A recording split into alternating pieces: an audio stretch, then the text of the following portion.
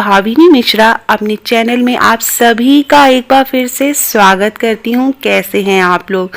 महाशिवरात्रि का पर्व आने वाला है और आप घर में महाशिवरात्रि की पूजा कैसे कर सकते हैं वो पूजा विधि मैं आपसे शेयर करने जा रही हूँ। सबसे पहले आप सभी को शिवरात्रि पर्व की बहुत बहुत शुभकामनाएं। ये शिवरात्रि हम सब के जीवन में सुख समृद्धि और ऐश्वर्य लेकर आए। तो चलिए वीडियो शुरू करते हैं। अब मैं पूजन सामग्री बताने जा रही हूँ। पूजा के लिए अगर आपके घर में शिवलिंग है तो बहुत अच्छा है। अगर शिवलिंग नहीं है तो आप इस तरह से मिट्टी की आकृति बना सकते हैं। मैंने 3 मिट्टी की आकृति बनाई है, भगवान शिव, माता पार्वती और गणेश जी की। हमेशा भी शिव भगवान की पूजा करते हैं तो साथ में माँ पार्वती और गणेश जी की भी पूजा करते हैं। आज के दिन शिव भगवान और माता पार्वती का विवाह हुआ था तो हम माँ पार्वती को श्रृंगार का सामान जरूर चढ़ाते हैं। श्रृंगार के सामान में आपकी इच्छा शक्ति है कि आप क्या चढ़ाना चाहते हैं, लेकिन सिंदूर, बिंदी और चूड़ी जरूर चढ़ाएं माँ पार्वती को श्रृंगार के रूप में। और सिंदूर सुहाग लेने की भी प्रथा है। क्योंकि माँ पार्वती का विवाह हुआ था तो ये सारी चीज़ें ज़रूर चढ़ानी चाहिए। साथ में भगवान शिव का अभिषेक किया जाता है तो जो मैंने मिट्टी की प्रतिमा बनाई है उसी में मैं भगवान शिव का अभिषेक करूँगी। इन प्रतिमाओं को पूजा के बाद अगले दिन आप विसर्जित कर सकते हैं।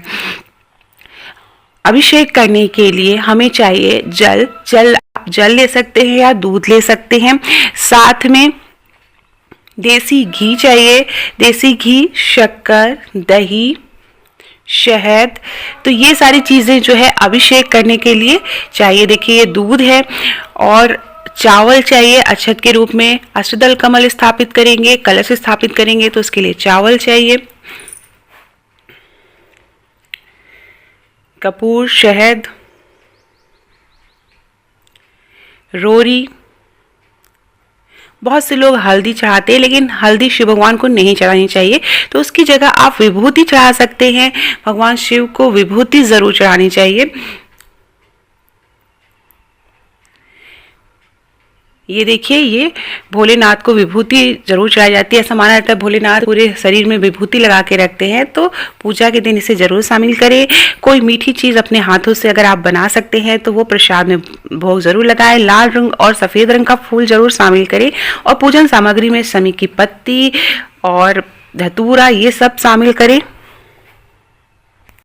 साथ में बेलपत्र, धतूरे का बीज और बेर जरूर चढ़ाए जाते हैं। साथ में आपकी इच्छा शक्ति है, फल फूल आप जो चढ़ाना चाहे वो चढ़ा सकते हैं। तो पूजा के लिए मैंने एक चौकी लिया और उस पर लाल रंग का कपड़ा बिछा दिया है। इसके ऊपर मैं पूजा करूंगी। फिर उसके बाद हम गंगा जल से छिड़काव करेंगे, शुद्ध करेंगे उस स्थान को। उसके बाद भगवान शिव, माँ पार्वती और गणेश जी के शिव परिवार की अगर कोई प्रतिमा है या फोटो है आपके पास तो उसे स्थापित करेंगे। उसके बाद पूजा शुरू करेंगे। सबसे पहले हम कलश स्थापित करेंगे। कलश स्थापित करने के लिए चावल से हम अष्टदल कमल बनाएंगे। अष्टदल कमल बनाना बहुत आसान है। इस तरह से चावल का गोला बनाएंगे, घेरा करेंगे और फिर इस तरह से उंगलियों की सहायता से हम 8 पत्तियां बना देंगे इसमें। तो किसी भी पूजा में कलश स्थापना का विशेष महत्व होता है। ऐसा माना जाता है कि कलश स्थापित करने से ही पूजा पूरी होती है, तो ये जरूर करें। अष्टदल कमल देखिए मैंने बना लिया है। अब इसके ऊपर हम कलश रखेंगे। कलश आप तांबे, पीतल या स्टील का भी रख सकते हैं। इस तरह से उसमें हम आम के पत्ते लगाएंगे। 5 आम के पत्ते इस तरह से लगाने हैं। उसके ऊपर आप एक कटोरी रखेंगे और कटोरी में चावल भर के रखेंगे और जो जल है उसमें जो है कुमकुम डालेंगे, अक्षत डालेंगे, फूल डालेंगे और आप चाहें तो 1 रुपए का सिक्का भी डाल सकते हैं। तो इस तरह से हमें कलश स्थापना करनी है। बहुत से लोग कलश के ऊपर नारियल भी रखते हैं तो आप वो भी रख सकते हैं। अब इस तरह से पीतल या आप किसी भी तांबे या स्टील का भी ले सकते हैं। इस तरह से पात्र लेंगे। नया पात्र होना चाहिए जिसमें आप खाना न खाते हो। और अगर पूजा की थाली है तो बहुत अच्छा है। उसमें हम तीनों प्रतिमाओं को रखेंगे इस तरह से। अब सबसे पहले हमें गणेश भगवान जी की पूजा करनी है। उन्हें जल अर्पित करना है। तो जो भी मंत्र आता है आपको गणेश भगवान जी का, गजाननम भूतगणादि सेवितम कपित चंबू फलचारु भक्षणम उमा सुतम शोक विनाशकारकम नमामि विघ्नेश्वर पाद पंकजम। तो भगवान गणेश जी को याद करते हुए सबसे पहले सर्वप्रथम गणेश जी की पूजा करेंगे। उसके बाद हम शिव भगवान और माँ पार्वती की पूजा करेंगे। तो सबसे पहले हमें जल अर्पित करना है गणेश भगवान जी को। उसके बाद हम अभिषेक करेंगे शिव भगवान जी का। तो जल अर्पित करने के बाद हम दही चढ़ाएंगे, दही से अभिषेक करेंगे और एक एक करके हम सारी चीज़ें से अभिषेक करेंगे। देसी घी, फिर शक्कर, फिर शहद और फिर हम स्नान कराएंगे दूध से। अगर आप दूध से स्नान कराना चाहते हैं, नहीं तो आप जल से भी स्नान करा सकते हैं। दूध या जल जो भी आप भगवान को अर्पित करें उसमें आप गंगा जल ज़रूर शामिल करें, थोड़ा सी कुछ बूंदे गंगा जल की ज़रूर डालें। तो एक एक करके भगवान शिव का हम अभिषेक करेंगे।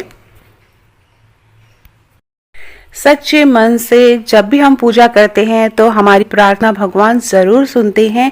और इस शिवरात्रि को विशेष योग लग रहा है, तो इस शिवरात्रि पर अगर हम विशेष पूजा करें तो हमारी जो भी मनोकामना होगी वो ज़रूर पूर्ण होगी। एक बात का हमेशा ध्यान रखें, जब भी आप घर में कुछ विशेष इस तरह की पूजा करें तो बच्चों को ज़रूर शामिल करें। इससे बच्चों में भी अच्छे संस्कार आते हैं, पूजा पाठ में उनका भी मन लगता है।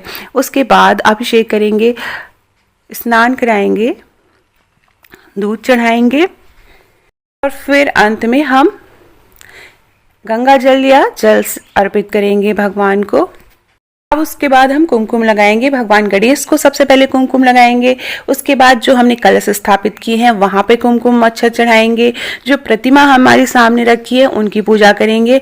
उसमें भगवान शिव, माता पार्वती, गणेश जी को हम कुमकुम लगाएंगे, अक्षत चढ़ाएंगे। जो हमने प्रतिमाएं बनाई हैं उनमें भी हम कुमकुम और अक्षत चढ़ाएंगे।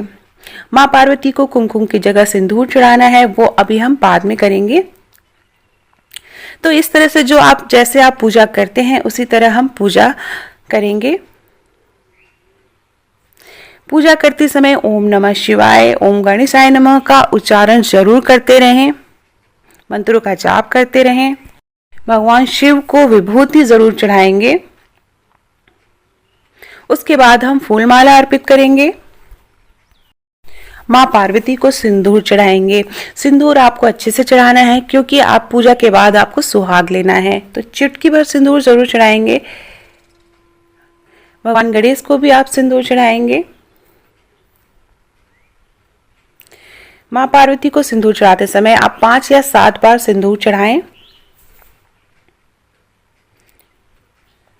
जो सामने फोटो है उस पर भी लगाएंगे।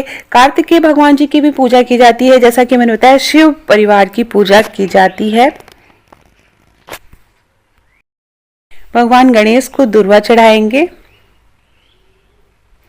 और भगवान शिव को हम बेलपत्र चढ़ाएंगे। बेलपत्र में आप विशेष ध्यान दें, 3 पत्तियां साथ में होनी चाहिए और कहीं से कटी फटी नहीं होनी चाहिए। छोटी छोटी पत्तियां हो तो अच्छा है। 11 या 21 इस तरह से बेलपत्र चढ़ाना होता है। फूल चढ़ाएंगे भगवान गणेश को।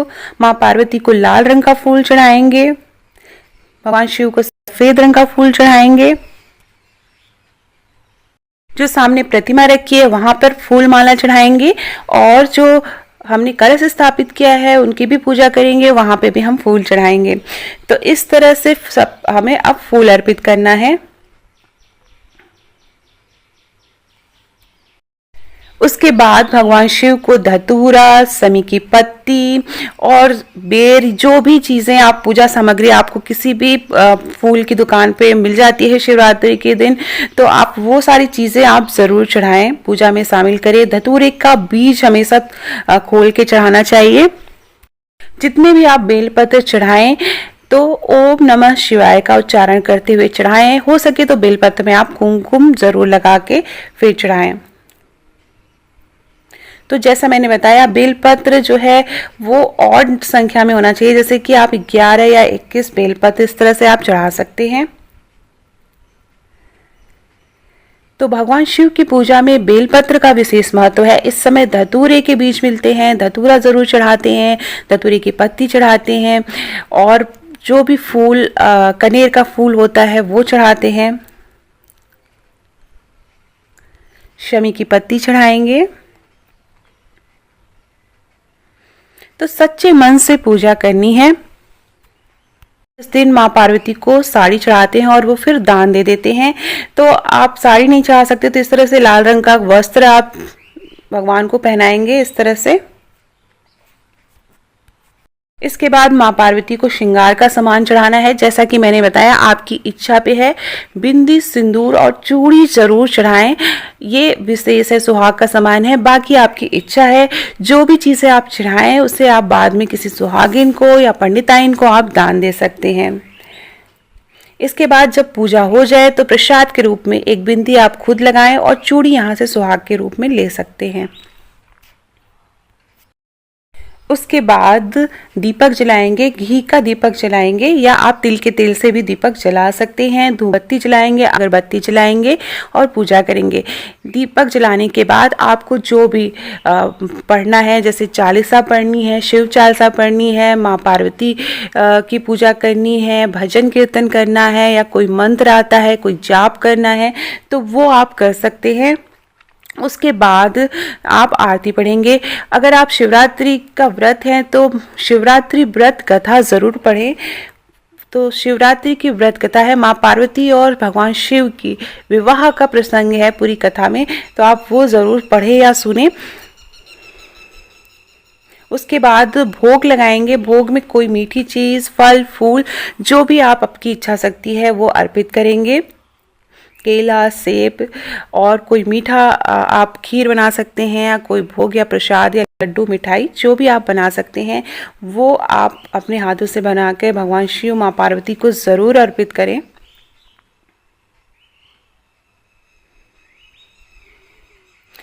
तो इस तरह से हम महाशिवरात्रि पर घर में ही पूजा कर सकते हैं। आरती में घर के सभी लोगों को शामिल करें, मिल के आरती करें। उसके बाद आरती सबको दें, भगवान को आरती दें, उसके बाद सबको आरती दें। उसके बाद अंत में क्षमा प्रार्थना करेंगे। कोई भूल चूक हुई हो तो भगवान हमें माफ़ करिएगा। फिर सुहाग लेंगे। सुहाग लेने का तरीका मैंने बताया है। जो भी सिंदूर आपने 5 या 7 बार चढ़ाया था उतने बार अपने माथे पे लगाएंगे। फिर हाथ धोकर वापस आप 7 या 5 बार सिंदूर चढ़ाएंगे। तो इस तरह से सुहाग लिया जाता है। तो दोस्तों के बीच वीडियो शेयर